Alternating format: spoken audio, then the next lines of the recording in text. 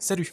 Alors voilà, pendant que les autres vidéos prennent leur temps, et quand je dis prennent leur temps, c'est le temps de mûrir ou de laisser traîner un peu en longueur, c'est à vous de voir, je me suis dit que j'allais faire comme je fais toujours quand je doute, parler de cinéma. Pas du cinéma comme une liste de sorties ou comme un agenda à cocher, mais du cinéma comme une projection mentale, comme quelque chose qui n'existe pas encore, mais qui occupe déjà une place. Et plus précisément, j'avais envie de parler des films que j'attends. Pas forcément les plus bruyants, pas forcément ceux qui ont déjà des trailers analysés plan par plan, image par image, mais plutôt ceux qui me restent dans un coin de la tête, ceux que je commence à imaginer avant même de les voir, ceux qui, très probablement, passeront sous les radars. L'idée, ce n'est pas de te dire quoi penser, ni même de te dire quoi attendre, c'est juste de partager cet enthousiasme un peu fragile, parfois un peu naïf aussi, et peut-être au passage d'éveiller une curiosité. Parce qu'un film qu'on attend, c'est déjà parfois un film qu'on aime. Vous n'êtes pas d'accord? Come closer. Look ready. 28 days, Attendez, attendez! 6 hours, Can I talk to you for a second? 42 minutes, Oh, no, wait. This has nothing to do with you. 12 seconds. Holy shit!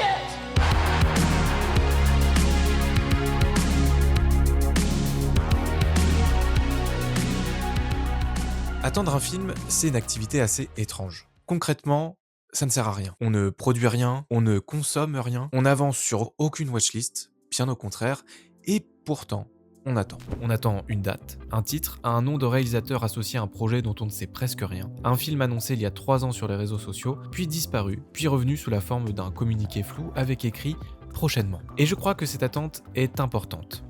Vraiment. Parce que dans un monde où tout est disponible immédiatement, attendre un film devient presque un luxe, ou une souffrance, souvent les deux en même temps.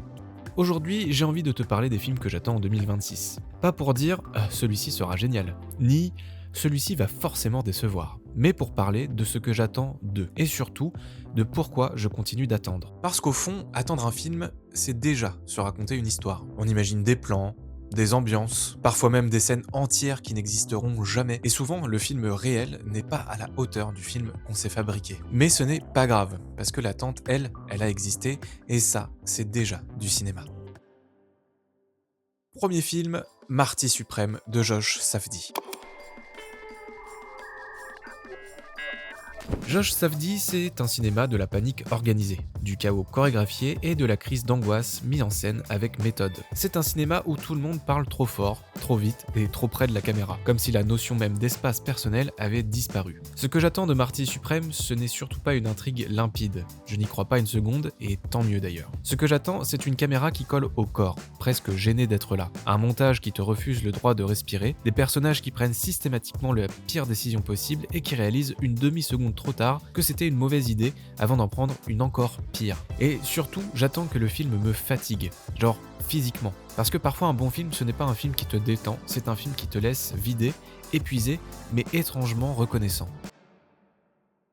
Deuxième film, Rental Family de Ikari, mais en fait, c'est plus un film que j'attends parce que je l'ai déjà vu, donc j'en parlerai en fait en fin d'année, je pense, parce que je ne fais pas de vidéos sur les films, sur l'actualité, donc j'en parlerai en fin d'année, je pense, mais très bon film que je vous recommande d'aller voir.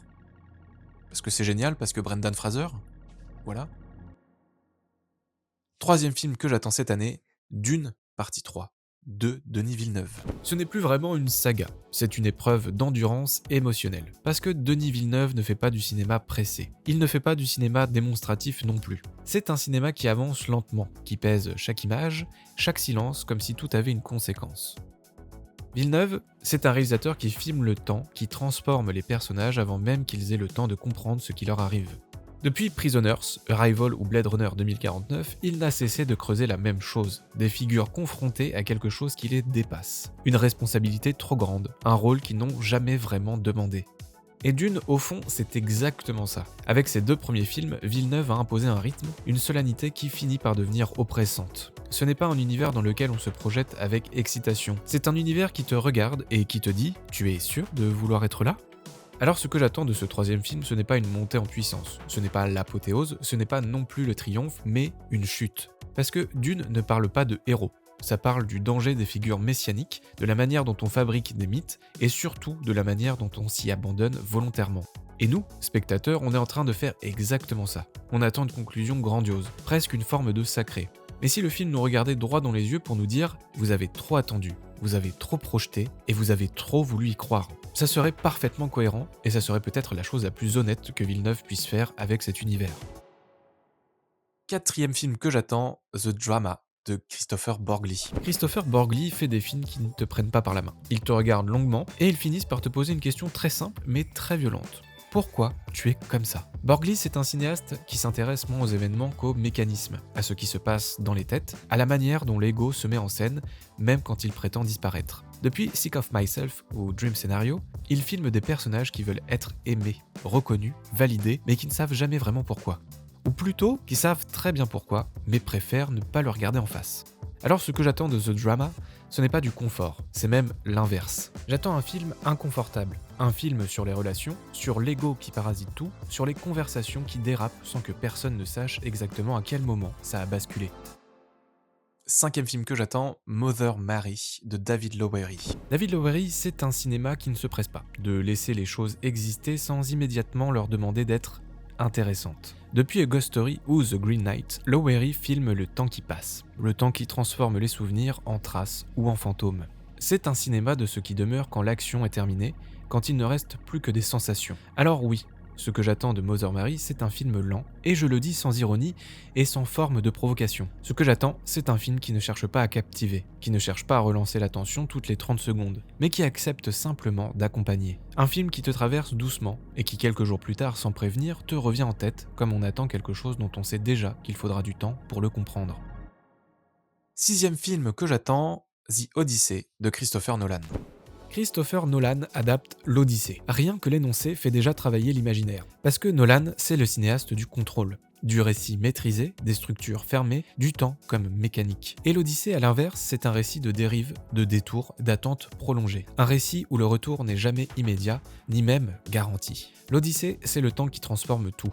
Les corps, les désirs, les souvenirs. C'est le récit d'un homme qui part et de celui qui revient des années plus tard, presque étranger à lui-même. Alors ce que j'attends de ce film, ce n'est pas un spectacle héroïque. Ce n'est pas non plus une démonstration de puissance narrative. J'attends un film sur la distance. La distance entre celui qu'on était et celui qui revient. Entre ce qu'on croit attendre et ce qu'on retrouve réellement. Et quelque part, attendre ce film, se demander ce qu'il va être, imaginer ce qu'il pourrait faire de ce récit millénaire, c'est déjà être exactement dans le thème. Parce que l'Odyssée, au fond, n'a jamais vraiment parlé de l'arrivée, mais de tout ce qui se passe pendant l'attente. Et le dernier film que j'attends, eh bien j'en ai déjà parlé l'année dernière, c'est les Backrooms de Ken Parson.